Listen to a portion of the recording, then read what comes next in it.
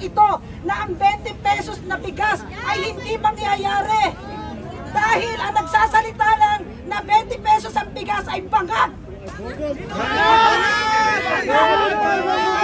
At hindi na tayo magpapapudol sa mga nagluklok sa mga Marcos. Sino ba ang nagluklok sa mga Marcos?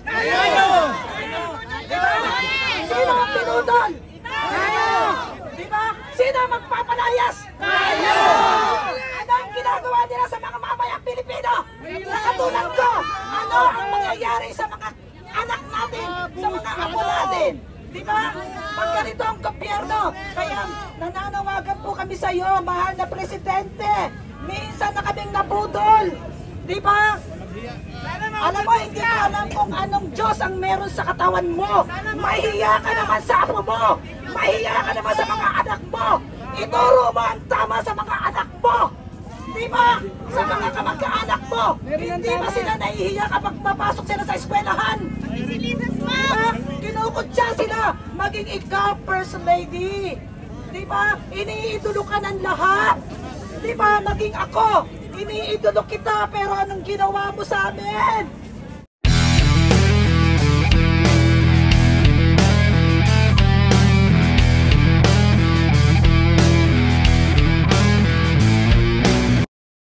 Karen! Pagkatawag! Karen! Poblete! Brownie, walang payak! Ayan nyo na muna si Browner.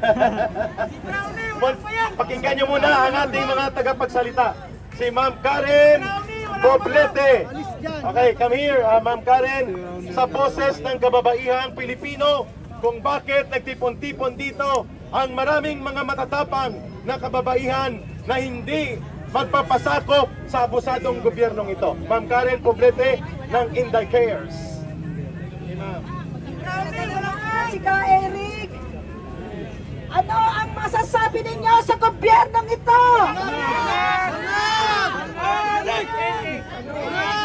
Makakapagantay pa ba tayo ng 2028? Hindi na! Diba? Ano ang mga ginagawa ng mga Quadcom kay BP Sara? Ang dami-daming dapat asikasuhin na problema sa bayang ito. Di ba po? Nandito kami, ilang araw na kami, kung saan nandun si BP Sara, nasa veterans, lahat po kami, talaga mga supporters ni BP Sara, nandito po lahat. Alam ko, nandito ang mga iba't ibang grupo, maraming pong salamat sa mga vloggers, sa mga media, at sa mga kaninang madaling araw na hindi pa po umuwi. Hanggang ngayon, nandito pa. Yung iba, mag-uuwian pero magbabalikan po sila. Kaya tara na, dito sa EDSA, isigaw na po ninyo ang inyong mga damdamin, ang inyong saloobin dito sa gobyernong ito na ang 20 pesos na bigas ay hindi mangyayari. Dahil ang nagsasalita lang na 20 pesos ang bigas ay bangag.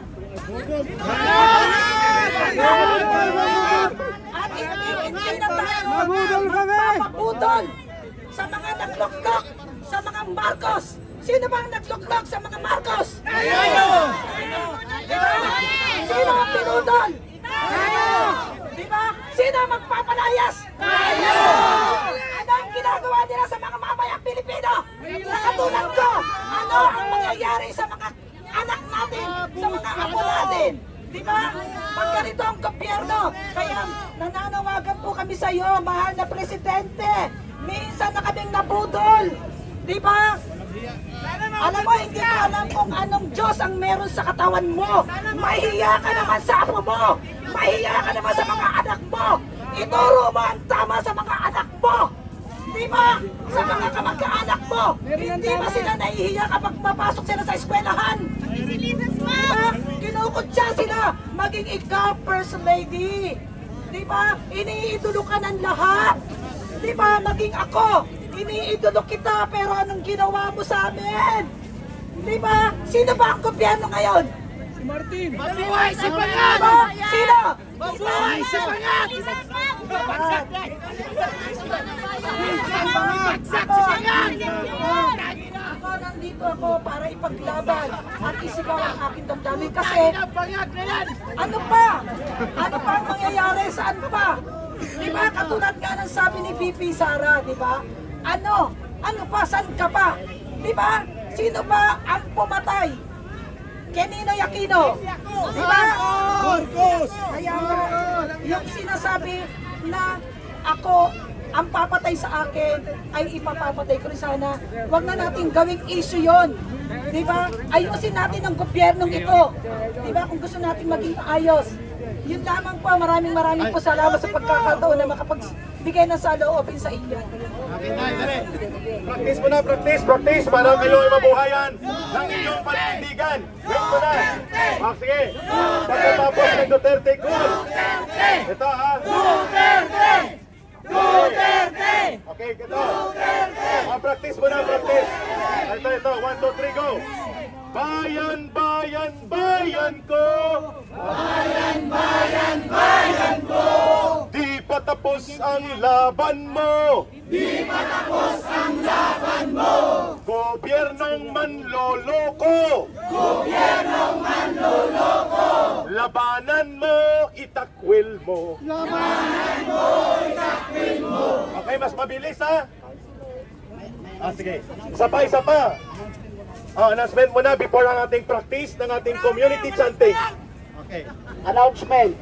Dito tayo titira dahil may ang dasal natin prayer vigil eh. Meron tayong dito permit church vigil kasi magdarasal tayo, di ba? Kailan natin na dito. So magdamag tayo kasi 3 days tayo dito may permit sa magdarasal. So wag tayong aalis dito, ha? Malinaw. Sige. Sa mga nanonood ngayon sa Sambayan ng Pilipino, ang gusto pong mag-participate, hindi, papalapitin dito. Palapitin lang dito. Okay. Attention muna. Kung dito ang instruction sa ating megaphone para tuloy-tuloy tayo, para mas may direksyon at may kabuluhan ang ating mga pagsisigaw ng ating saloobin. Okay. Thank you. Okay, start tayo. Thank you, ma'am. Sabayan natin sabayan si Kaya Rick. Bayan, bayan, bayan ko. Bayan, bayan, bayan ko. Di pa tapos ang laban mo. Di pa tapos ang laban mo. Si Marcos na manloloko. Si Marcos na manloloko. Labanan mo, itakwil mo. Labanan mo, itakwil mo. Ang tao, ang bayan, hindi magagapi. Ang tao, ang bayan, hindi magagapi. Ang tao, ang bayan, hindi magagapi. Ang tao, ang bayan, hindi magagapi. The people united will never be defeated. The people united will never be defeated. The people united will never be defeated. The people united will never be defeated. Ayun, may magsasalita. Ang ating mga PI, i-reserve mo na yan. I-reserve nyo muna mga PI. Ang authorized daw na mag-PI, brother, si Tatay Digong lang. I-reserve mo na, i-reserve. May magsasalita po na galing sa lokal na konseho. Sana si Ma'am Goldie, ang ating tagapagsalita ng kanyang solidarity message. Sana po, ilapit na dito. At hindi ko po siya nakilala kanina.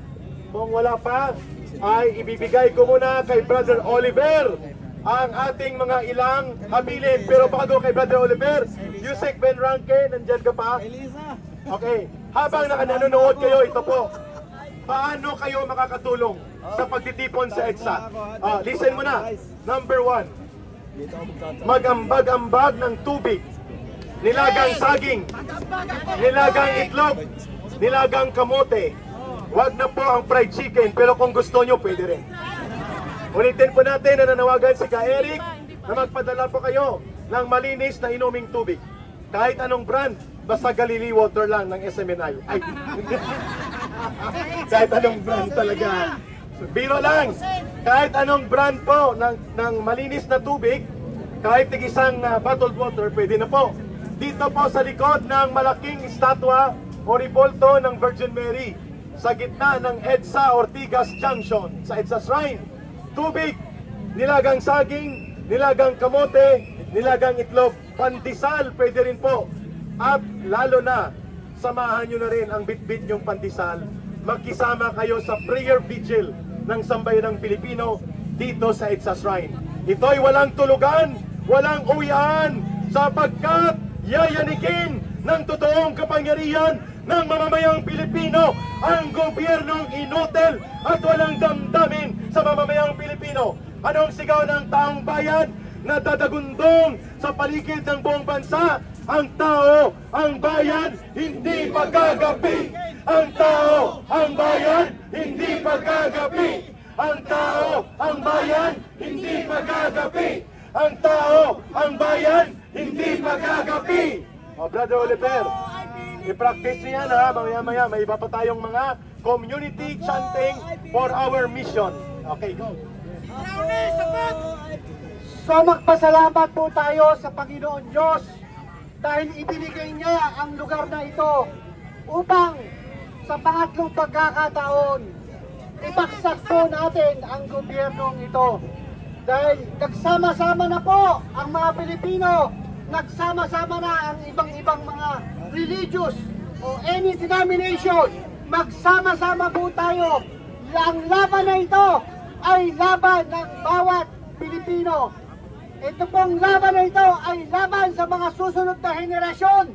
Dahil tayo po, hindi natin alam kung hanggang kailan tayo sa mundong ito. Pero kaya natin pinaglalaban ito. Dahil sa bansang Pilipinas, dahil alam natin ang Pilipinas ay kinikilala sa buong mundo. Yan po ang katotohanan. Pero ngayon, ang bansang Pilipinas nasisira dahil sa mga Marcos. Nasira na sa kanyang tatay. Ngayon, sinira naman ng kanyang anak. Yan po ang magpapatunay na ang mga Marcos ay isa talagang sobrang corrupt. Sobrang corruption ang nangyayari. Kaya ang ating inihiling na si Bibi Sara Duterte ang ating iluluklok dahil siya lang po ang tunay na may karapatan na manguna at mamuno sa bansa po natin. Dahil si Bibi Sara lang, nakita po natin ang pagmamahal niya sa taong bayan. Dahil si President BBM ay isang pangat, isang adik. Ano ang sasabihin sa atin ng iba't ibang bansa? Bakit nyo pinoto yan? Diba? Ngayon alam na natin ano ang panawagan. Drug test, polygraph test. At kailangan po ng accountability dahil sobra na ang utang natin. Trilyon ang utang natin na ngayon. Sobrang budget. Nasa na po ang 16 trillion na utang na hindi malaman kung saan napunta. Kaya ngayon sa mga kababayan po natin, sa mga OFW na patuloy na naghihirap para maitaguyod ang kanilang pamilya at nagpapadala ng pera sa bansang Pilipinas. Napakalaki ng tinutulong nila sa bansang ito. Pero ano ang nangyayari? Diba? Walang ginagawa ang gobyerno. Puro abroad. Ngayon nasa abroad na naman. Oh, nasa na yung gold. Walang accountability. Kaya ang sigaw ng bayan, President BBM, bumaba ka na, lumayas ka na. Dahil nandito ang mamamayang Pilipino, ang 32 million na pumoto kay Bibi Sara, siya rin ang magpapababa sa iyo at sa mga pamilya mo. Kaya isang sigaw natin, Walang bayan! Marcos, alis dyan! Marcos, alis dyan!